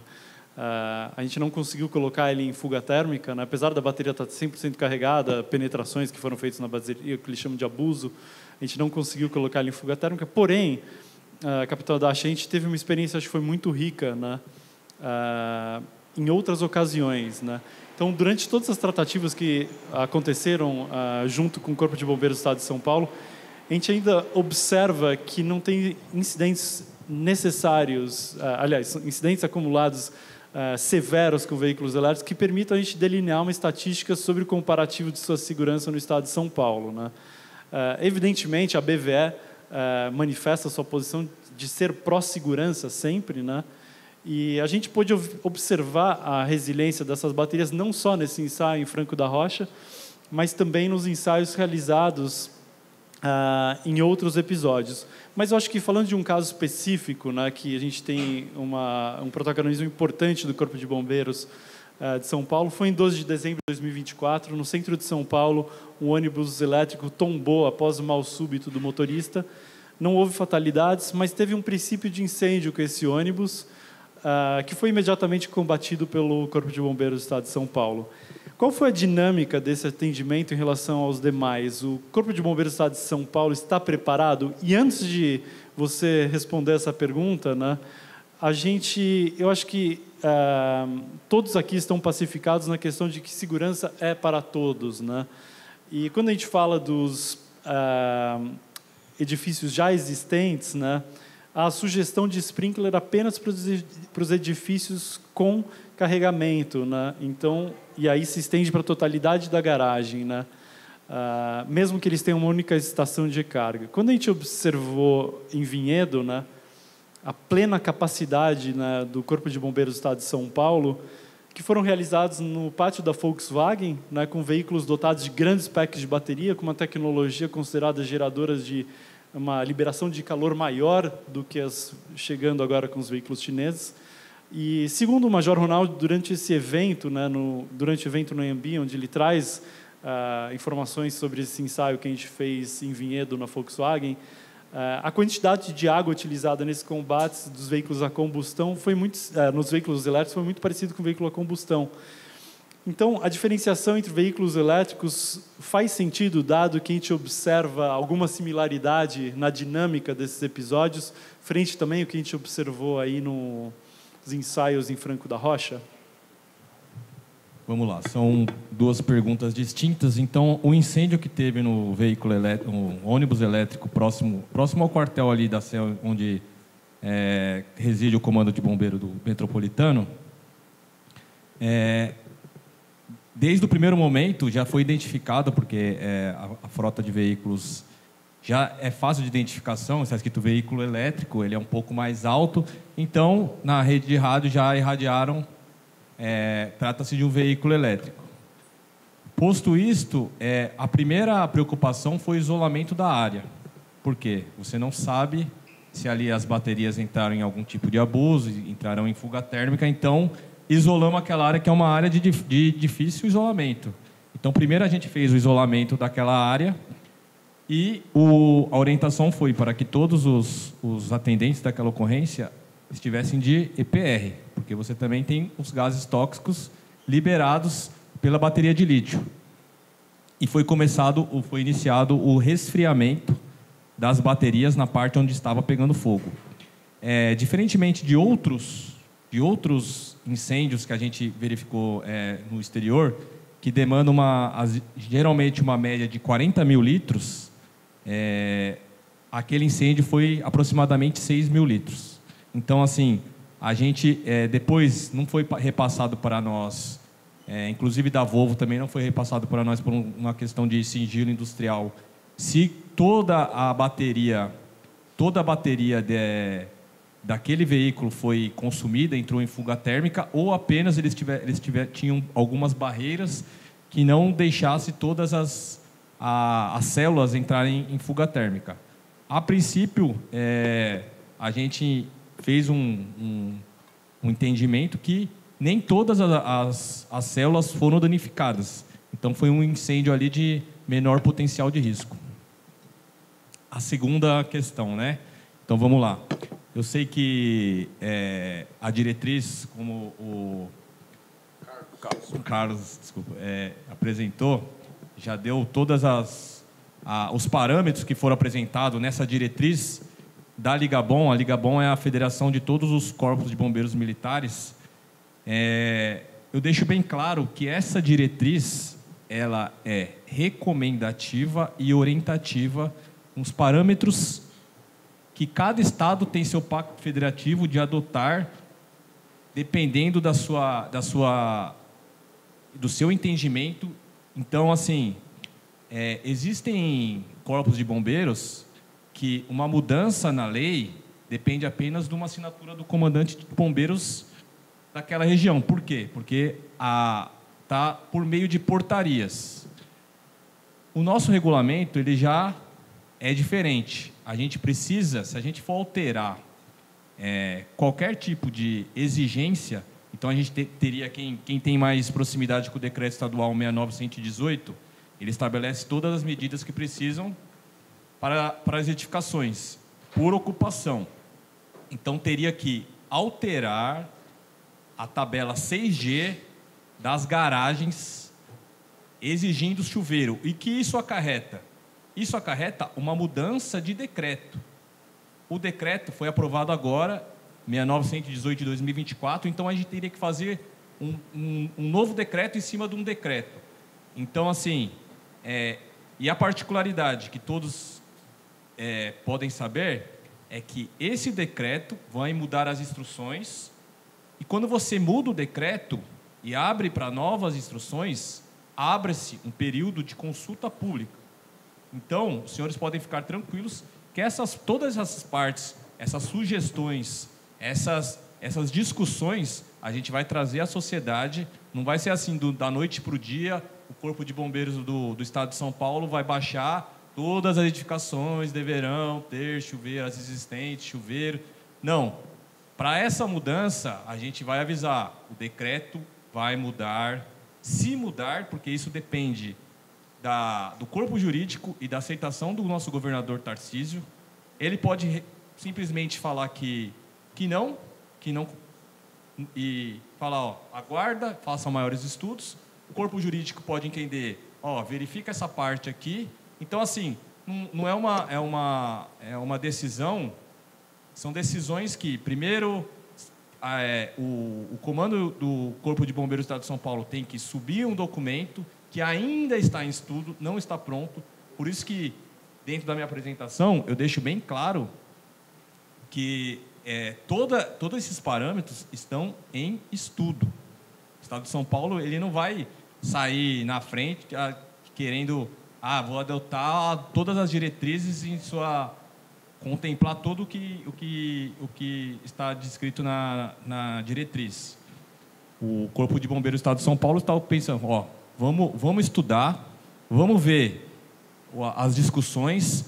Caso seja aceito, vamos abrir para consulta pública. Então, assim, os sprinklers em edificações residentes, a gente sabe que é a principal dificuldade, dado o valor de custo e o que isso pode acarretar para os demais, para as pessoas daquela edificação que estão almejando ter um carro elétrico. Isso pode desestimular a compra, e o Corpo de Bombeiros ele vai verificar isso daí também. Ele vai verificar, porque os senhores apresentaram as estatísticas dos veículos elétricos, mas o Corpo de Bombeiros também verifica o quê?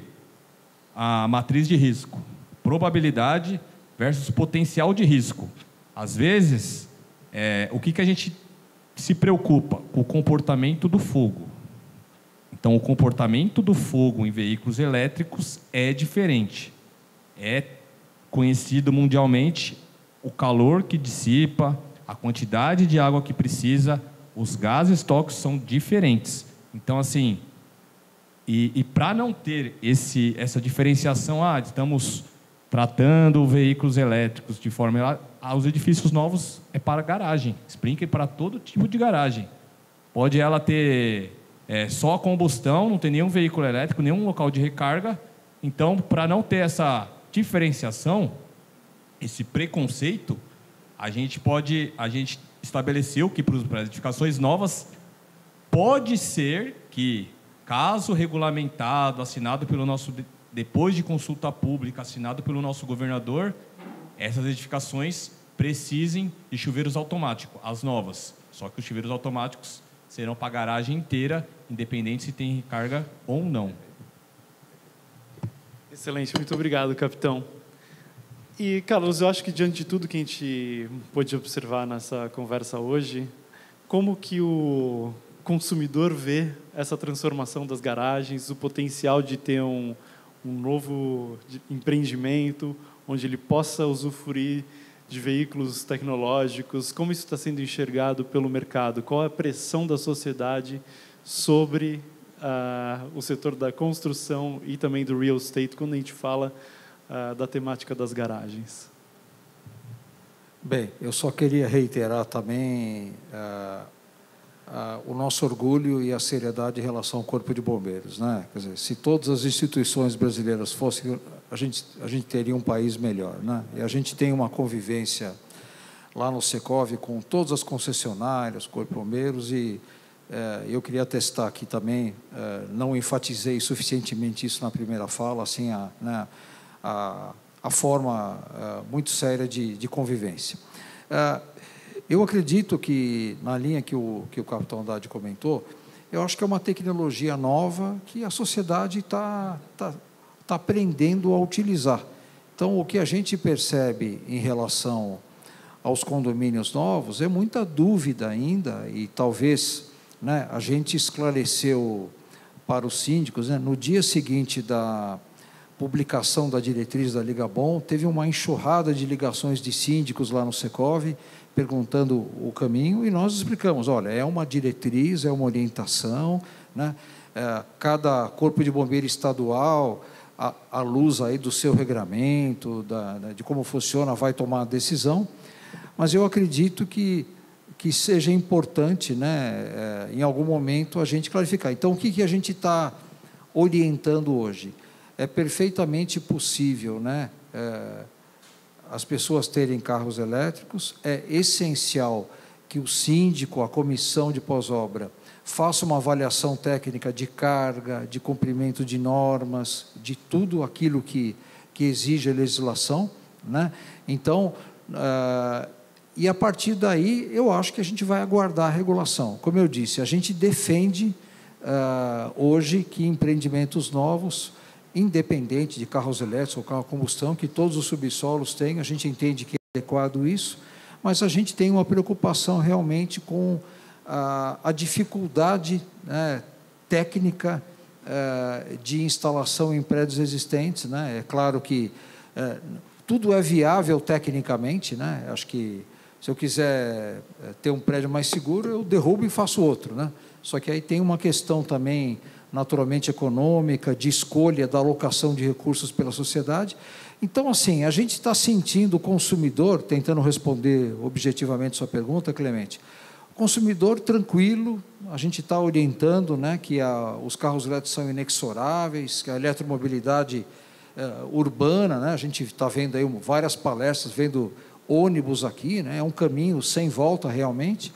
E acho que é um processo de aprendizado de uma nova tecnologia, e a gente vai encontrar, acredito, aí, com bom senso, com diálogo, com união, a gente vai encontrar o caminho mais sensato aí para poder, né, com tranquilidade, com segurança. Nós representamos aqui no Secov, o Sinduscom, as empresas formais, né?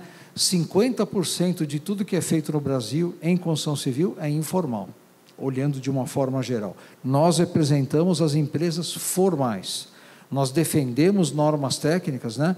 Eu fui o coordenador na ABNT da norma brasileira de desempenho de edifícios, né? Então a gente defende norma e nós vamos orientar aos nossos consumidores que, assim que o regulamento estiver maduro, que o Corpo de Bombeiros tomar a decisão, né? A gente, naturalmente, como atores legítimos, né, e importantes do setor, a gente dá a nossa opinião, mas a gente respeita e acho que com tranquilidade a gente vai superar. Mas a questão principal que a gente tem enfatizado é que não há perigo, não há emergência, nós estamos vivendo uma situação com tranquilidade para poder avançar. Muito obrigado, Carlos. Só reforçando esse ponto, eu tenho um apartamento em São Paulo e eu sou a única vaga que tem recarga na garagem, né? E o meu síndico falou assim, ó, se tiver que colocar sprinkler na garagem, você vai tirar esse carregador daí. Porque eu não vou pôr sprinkler na garagem inteira por conta de você, né? Eu falei, calma, mostrei a orientação do Secov, ele ficou um pouco mais tranquilo. Mas, enfim, eu acho que é com muito diálogo que a gente resolve esse tipo de impasse, né? E eu gostaria de abrir agora para considerações finais. Então, Lauro, por favor. Mais uma vez, assim, talvez minha consideração é que esse tipo de debate, o que a gente está fazendo aqui, o que a gente tem feito nesse último ano, só para vocês terem ideia, eu entrei nessa empreitada junto com vocês ali em abril de 24, quando saiu a consulta pública, e já tive a oportunidade de ir pelo Sinduscom para quase 8 outros estados para poder falar isso que a gente está falando aqui, porque é óbvio, quando a gente também fala nacionalmente, o consenso às vezes não é o mesmo. A gente tem aqui talvez uma discussão mais madura, você tem uma liderança do Corpo de Bombeiros de São Paulo com muito mais força, e é inclusive comum que outros estados da federação façam um copia e cola do que existe aqui. Lógico, alguns com mais independência, outros com menos. Minha mensagem final é exatamente a mensagem do Carlos. A 4 mãos, a gente tem construído o caminho que chegou até aqui, e eu acredito que vai ser assim até as próximas etapas, e eu acho que daí a gente pode ter uma solução competente de legislação para que a gente possa ter as nossas edificações mais seguras, que a gente possa ter essa solução de eletromobilidade circulando cada vez mais no nosso dia a dia, e é o futuro que vai nos guiar com relação a isso. Muito obrigado, capitão. Quero agradecer o convite dos senhores. O Corpo de Bombeiros está aberto sempre às discussões, aos temas tecnológicos, os novos empreendimentos, os novos tipos de tudo, pensando na seguridade das edificações, do patrimônio, da vida. E a gente segue, essa conversa não encerra aqui.